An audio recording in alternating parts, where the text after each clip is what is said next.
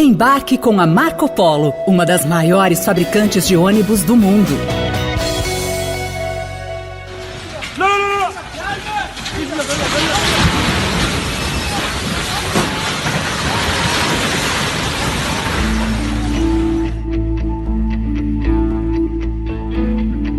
O que você acabou de ouvir foram prédios caindo após um forte terremoto de magnitude 7,8 que atingiu, na madrugada dessa segunda-feira, regiões da Turquia e da Síria, deixando milhares de mortos e feridos.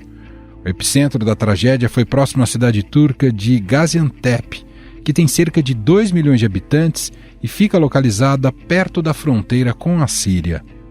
Até o fechamento deste podcast, autoridades turcas estimavam mais de 1.700 mortos e 11 mil feridos no país. Mais de 2.800 prédios desabaram em meio ao tremor. Os números continuam subindo, já que as equipes de resgate continuam vasculhando montes de destroços. Na Síria, país que vive em conflito há mais de uma década, o número de mortos passa de 1.200. O tremor foi sentido às 4h17 da manhã no horário local e ocorreu a uma profundidade de quase 18 quilômetros, de acordo com o Serviço Geológico dos Estados Unidos. Esse é o maior terremoto na Turquia desde 17 de agosto de 1999.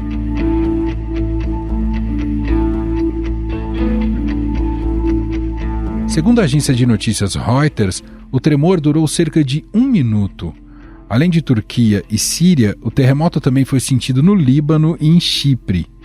Prédios desabaram desde a faixa fronteiriça de Alepo e Ramá, na Síria, até a cidade turca de Diyarbakır, mais de 330 quilômetros a nordeste. A gente lembra que a Síria, além de tudo, continua numa guerra civil sangrenta que já dura mais de 11 anos. Aconteceram mais de 120 tremores secundários. O primeiro grande terremoto de 7,8 numa escala que vai até 9.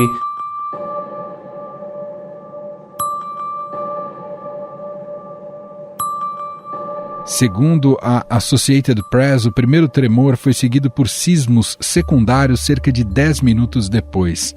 Eles chegaram a alcançar a magnitude de 6,7. Adana é uma das cidades atingidas pelo terremoto. Ali vive há 2 anos a brasileira Rafaela Lopes. Ela nos conta em depoimento aqui ao podcast que estava sozinha com seu bebê de 1 ano e 10 meses quando sentiu o primeiro tremor. Nessa madrugada nós sentimos um tremor às 4 da manhã, estávamos todos dormindo, eu estava sozinha em casa com o meu bebê, comecei a sentir uma tontura e ouvi um barulho muito alto, de armário batendo porta, a xícara dentro do armário fazendo barulho, a minha lâmpada quase caindo no chão. Quando eu me dei conta que estava vendo um tremor, um terremoto, eu peguei o neném, saí do jeito que estava do apartamento. Quando eu abri a porta do meu apartamento, eu me deparo com a minha vizinhança inteira desesperada, todo mundo saindo de suas casas do jeito que estavam, com crianças, idosos, as pessoas aos choros, aos gritos, porque tudo balançava, a gente não sabia se ia conseguir chegar a tempo no térreo. Foi um susto muito grande.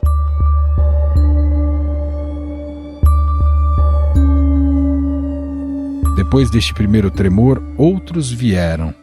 Rafaela conta que o governo começou a emitir alertas na televisão para que a população se preparasse para sair de suas casas. 4h30 depois retornamos para casa, teve um outro tremor, porém nós fomos informados pela noticiários da TV, né? O governo informou todo mundo que preparasse uma mala de emergência, ficasse em alerta, então foi o que fizemos. Quando houve o terceiro tremor, que foi intenso também e longo, nós já saímos de vez de casa, ficamos um tempo na rua, depois fomos para um abrigo do governo. O governo disponibilizou alguns pontos específicos na região de Adana. Eu fiquei dentro de um teatro nacional, lá tinha chá, tinha biscoito, água, tudo muito aquecido, muitos idosos estavam lá, pessoas com animais de estimação. E depois fomos para um vilarejo, que é onde estamos agora, que se chama Karataş. Ele fica a 40 quilômetros de Adana. Aqui o tremor não foi grande, então decidimos vir para cá para nos proteger. Rafaela também conta como ficou a cidade após a catástrofe. A cidade de Adana são cenas de filme. Helicópteros sobrevoando, muito barulho de sirene de ambulância. Quando teve o terceiro tremor, a gente ouviu sirene de alerta da cidade, mas quando tocou a sirene já estava acontecendo o terremoto. É muito triste ver. Eu vi mesquitas desmoronadas, eu vi prédios rachados, pessoas muito desesperadas na rua. Não tem como voltar para suas casas. É uma cena de filme, é uma coisa que você não imagina que vai acontecer com você. Você não imagina.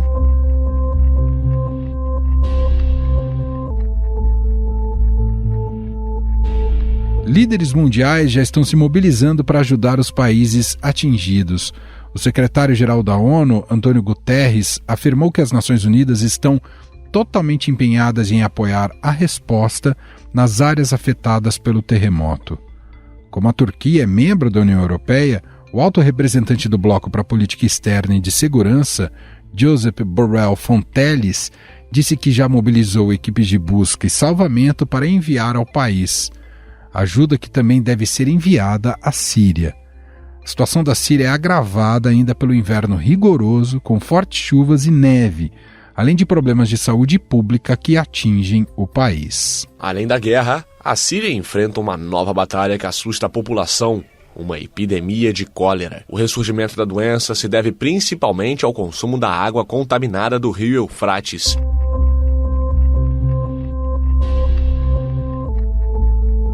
Gaziantep, a cidade mais próxima ao epicentro do terremoto, é um importante centro industrial da Turquia e fica numa região atravessada por grandes falhas geológicas. Por isso, a Turquia é um dos países mais propensos a tremores do mundo. Em 1999, um terremoto de magnitude 7,4 destruiu a cidade de Izmit e deixou 17 mil mortos e 500 mil pessoas desabrigadas. Uma das últimas tragédias no país foi em 2020, quando um terremoto atingiu a província de Elazig e deixou 40 pessoas mortas. Falando sobre as informações de um terremoto muito forte, um terremoto de magnitude 7 que atingiu o mar Egeu, um terremoto que foi muito forte sentido na Turquia e também na Grécia. O mar Egeu ele fica ali na Europa, justamente entre os dois países, do lado esquerdo Grécia, do lado direito a Turquia.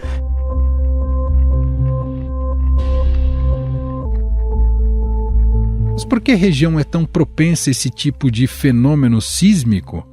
A Turquia está sob o encontro de duas placas tectônicas que se movem e podem se chocar, gerando terremotos como este. Mas para a gente entender mais a ciência por trás dessas tragédias, nós vamos conversar agora com o coordenador do Laboratório Sismológico da Universidade Federal do Rio Grande do Norte, Aderson Nascimento. Olá, professor, tudo bem? Seja muito bem-vindo e obrigado por ter aceitado aqui o nosso convite. Satisfação estar falando com vocês e obrigado pela oportunidade. Professor, aquela região da Turquia e da Síria já é propícia a fenômenos como esse? Sim, sim. Se você observa do ponto de vista da sismicidade global, cerca de 80% dos terremotos é naquela região do Círculo Pacífico. Cerca de 10 a 15% é exatamente nessa região aí da placa asiática com a europeia, naquela confusão de placas, digamos assim. E os outros 5% são em outras regiões. Então, é uma região que oferece bastante ameaça sísmica, e, portanto, bastante risco sísmico. Porque risco e ameaça não são exatamente a mesma coisa.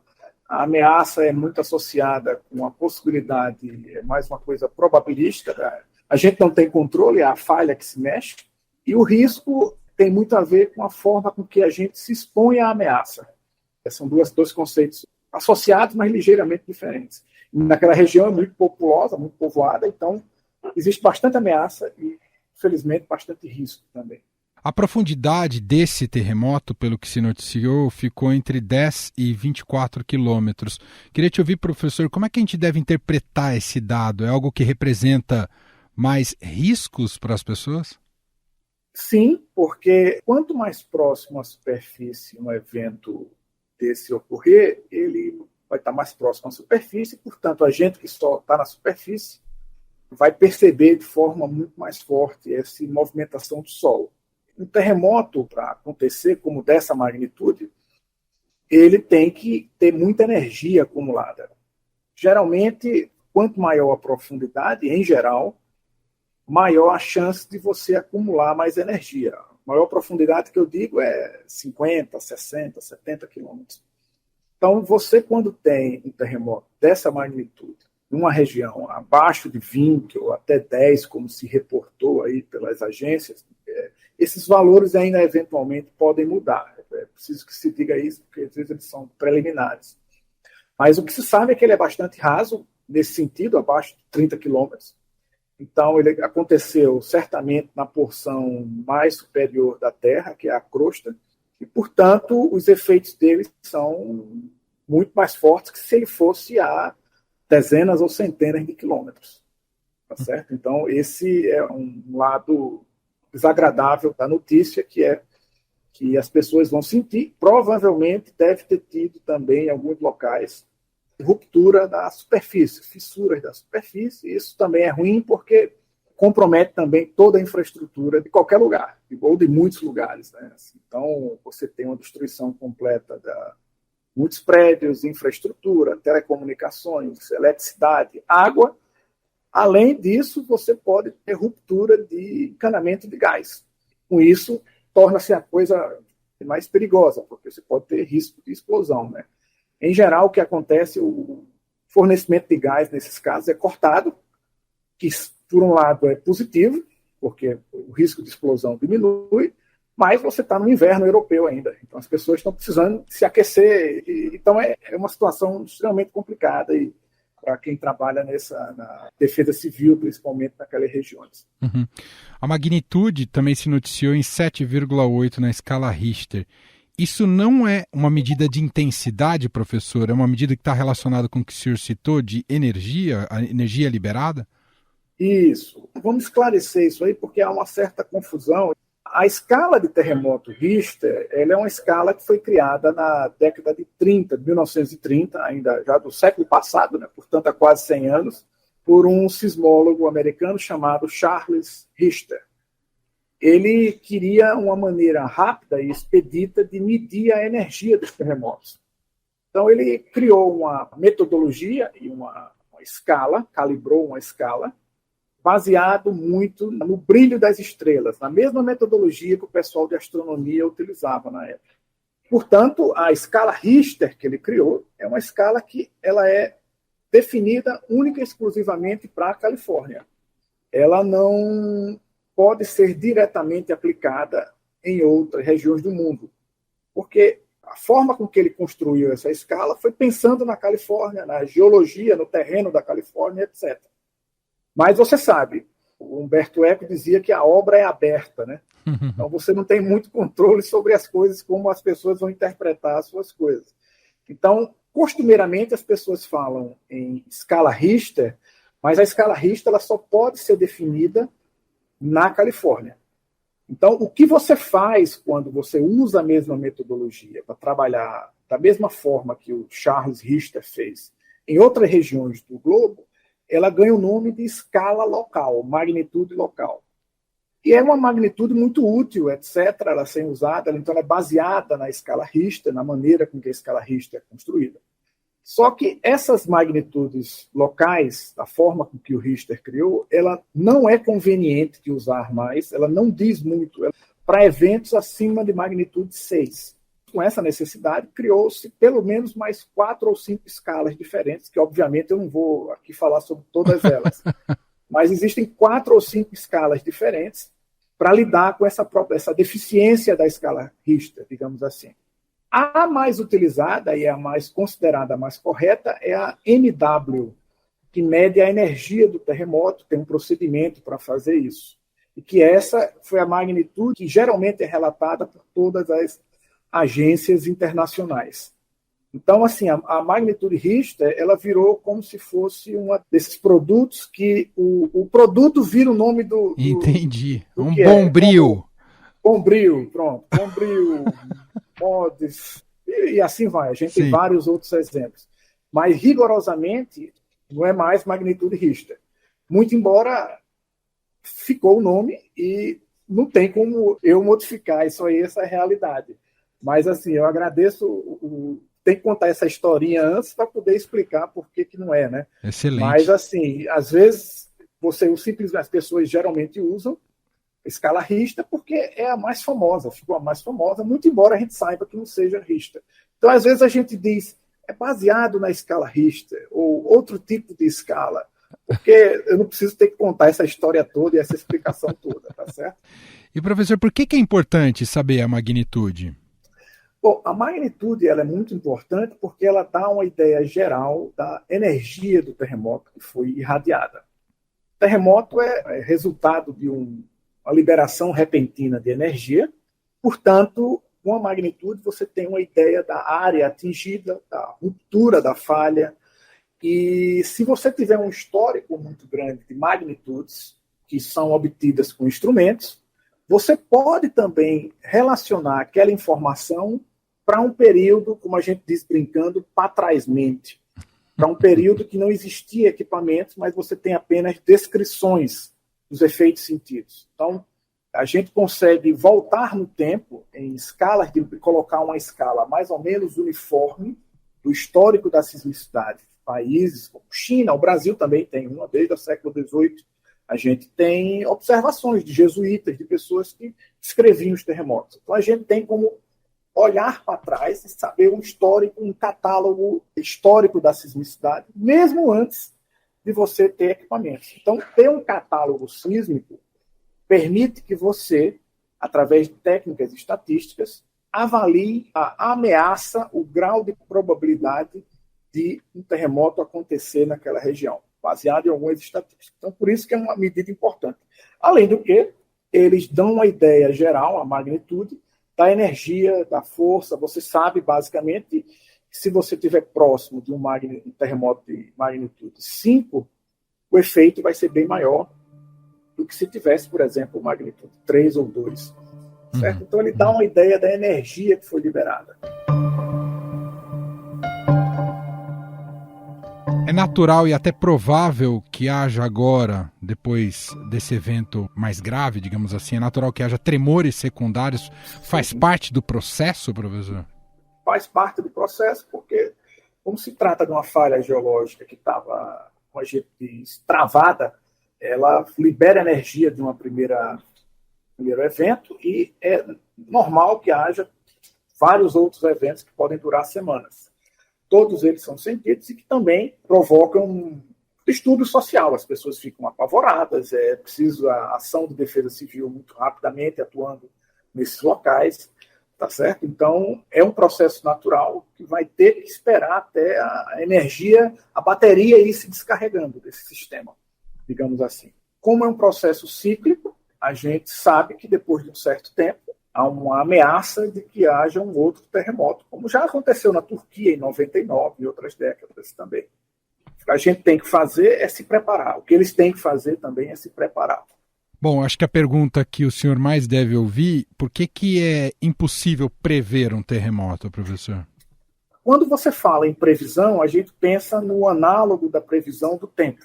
Né? A gente sabe com razoável precisão, com acurácia razoável, se vai chover amanhã, nos próximos 15 dias. Existem até previsões climáticas baseadas em períodos maiores. À medida que você vai esticando o tempo, vai ficando mais difícil de você fazer prognósticos. Mas para o curto período, de semanas, de dias, quanto mais informações você tiver, mais fácil você ter uma ideia preditiva de como é que vai ser o tempo. Né? É assim que funciona. Né? Por isso que a gente tem estações meteorológicas, balões atmosféricos, etc. Por quê? Porque você entende muito bem como é a dinâmica, como é que as nuvens se comportam, ou tem um razoável entendimento de como as nuvens se comportam, de como é que os processos ocorrem na atmosfera que geram o clima que a gente observa. Você tem, além disso, estações meteorológicas que medem, aviões que medem as coisas, balões atmosféricos, etc, etc. Então, você tem, além de uma base de dados do processo que está acontecendo, que é a atmosfera, você tem também um modelo preditivo. Tanto é que você, não estou dizendo que é fácil, você roda um supercomputador, tem várias formas de você, né? Esse é um trabalho que é feito há quase centenas de anos sobre de como a coisa aconteceu, né? Eles, meteorologistas, possuem um modelo físico de como a coisa mais ou menos ocorre, muito embora haja aqui e acolá alguma surpresa ou alguma coisa inesperada. Com a atmosfera isso é possível. Com o interior da Terra, como se diz, o buraco é mais embaixo. Literalmente, a gente não tem acesso a como é que está, qual é o estado de forças de uma falha lá embaixo. A gente não tem acesso a saber como é que são as paredes de uma falha geológica. Elas são rugosas, elas são lisas, será que tem algum fluido que lubrifica? Que exata profundidade é essa falha que vai acontecer? Eu não tenho muita informação. Então, meus modelos são muito baseados em informações indiretas, coisas que eu já observei e, como a gente diz brincando, a gente prevê o passado, vai aprendendo a ver como é que o sistema funciona, ou você tem observações de falhas na superfície. O geólogo faz isso, observa falhas para entender como elas funcionam. Só que quando você coloca esses modelos para teste, tentam fazer com que eles sejam preditivos, você não consegue chegar ao grau de previsibilidade que você tem em outros sistemas, como, por exemplo, a atmosfera. Ou seja, a Terra, o interior da Terra, é muito mais inacessível do que a atmosfera. Portanto, se ele é muito mais inacessível, eu consigo descrevê-lo apenas de maneira muito geral, sem muito detalhe, como é feito em outras coisas. Então, assim, o que se tenta, às vezes, é modelos estatísticos, etc., mas isso é matéria de pesquisa e debate científico. Não existe uma maneira de prever, etc. Você pode mitigar os efeitos dele, muitas vezes, mas prevê-los, a gente não chegou nesse desenvolvimento da ciência ainda não, infelizmente. Professor, o senhor trabalhou muito bem aqui, nos explicou muito bem esse conceito de risco e ameaça. Fato é, como o senhor explicou, que aquela já é uma região propícia a terremotos. Deveria se repensar a ocupação de moradia das pessoas num local tão instável como esse ali da Turquia? Olha, essa é uma questão que não é só uma questão para os sismólogos ou geofísicos responderem. É uma questão que mexe com códigos de obras, construções, etc, etc. É muito difícil você pedir às pessoas para deixarem seus lugares e mexe com questões muito fortes de existência das pessoas, né? É muito complicado. Mas o que as pessoas tentam fazer é mitigar através de obras, usar a tecnologia para obras de engenharia e sistemas de alerta e de proteção civil. Professor, em relação à movimentação das placas pelo mundo, dessas falhas, etc. e tal, a Terra caminha para uma estabilidade debaixo dos nossos pés e o quanto tempo isso vai levar?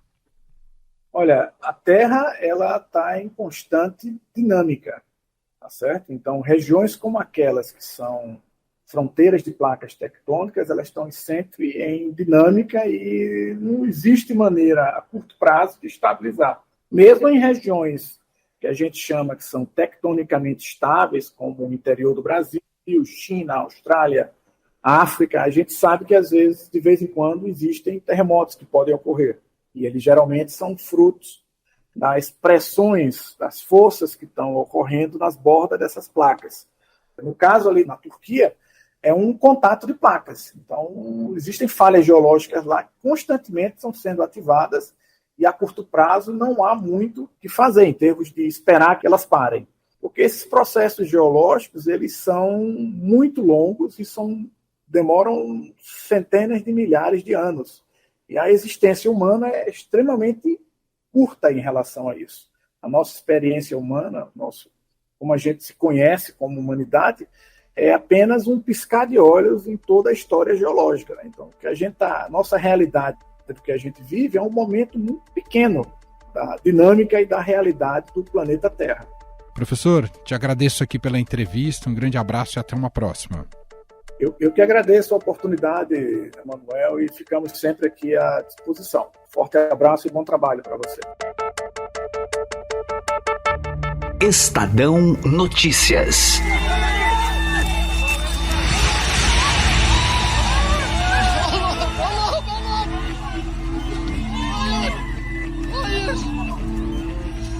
Hemen bir anne çocuklarını almış. Gel. Gel. Gel. E este foi o Estadão Notícias de hoje, terça-feira, dia 7 de fevereiro de 2023. A apresentação foi minha, Emanuel Bonfim. Na produção, edição e roteiro, Jefferson Perleberg, Bárbara Rubira e Gabriela Forte. A montagem é de Moacir Biasi. O nosso e-mail, podcast@estadão.com. Um abraço para você e até mais.